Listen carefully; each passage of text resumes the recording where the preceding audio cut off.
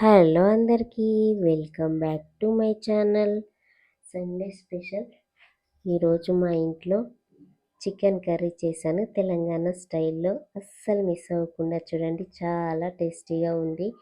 ముందుగా 1 KG chicken తీసుకొని ఉప్పు వేసుకొని 3-4 సార్లు శుభ్రంగా కడుక్కొని నీటిని తీసివేసి ఇందులోనే రుచికి సరిపడా ఒక 3 చెంచాల కారం, 1 స్పూన్ ఉప్పు, 1/2 టీ స్పూన్ పసుపు, 1 స్పూన్ అల్లం వెల్లుల్లి పేస్టు, 1/2 కప్పు పెరుగు, 1 స్పూన్ ఆయిల్, ఇందులోనే 1/2 టీ స్పూన్ ధనియాల పొడి వేసుకొని బాగా కలుపుకోవాలి. ముక్కకు కారం, ఉప్పు, మసాలాలన్నీ పట్టేలాగా కలుపుకొని ఒక అరగంట సేపు నానబెట్టుకొని మూత పెట్టుకొని పక్కన పెట్టుకొని, ఇప్పుడు కర్రీకి సరిపడా ఒక పెద్ద ఉల్లిపాయను చిన్న చిన్న ముక్కలుగా కట్ చేసుకొని స్టవ్ ఆన్ చేసుకొని ఒక కడాయి పెట్టుకొని, కడాయి వేడైన తర్వాత ఒక 4 చెంచాల నూనె వేసుకొని, నూనె వేడైన తర్వాత ఒక బగారాకు పువ్వు వేసుకొని ఇవి చిటపటలాడిన తర్వాత సన్నగా కట్ చేసిన ఉల్లిపాయలు వేసుకొని బ్రౌన్ కలర్ వచ్చేదాకా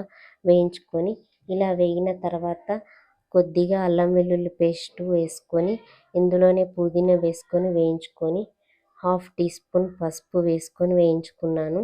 ఇప్పుడు అరగంట సేపు నానబెట్టిన చికెన్ వేసుకొని బాగా కలుపుకొని మూత పెట్టుకొని ఒక పావు గంట సేపు లో ఫ్లేమ్లోనే బాగా మగ్గిన తర్వాత ఈ విధంగా నూనె పైకి తేలి ముక్క బాగా మగ్గిపోతుంది.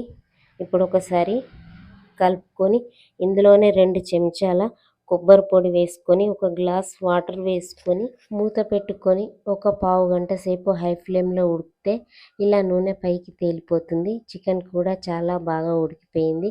ఇప్పుడు ఇందులోనే 1/2 టీ స్పూన్ గరం మసాలా, సన్నగా కట్ చేసిన కొత్తిమీర వేసుకొని స్టవ్ ఆఫ్ చేసుకుంటే వేడి వేడి తెలంగాణ స్టైల్ చికెన్ రెడీ అయిపోతుంది.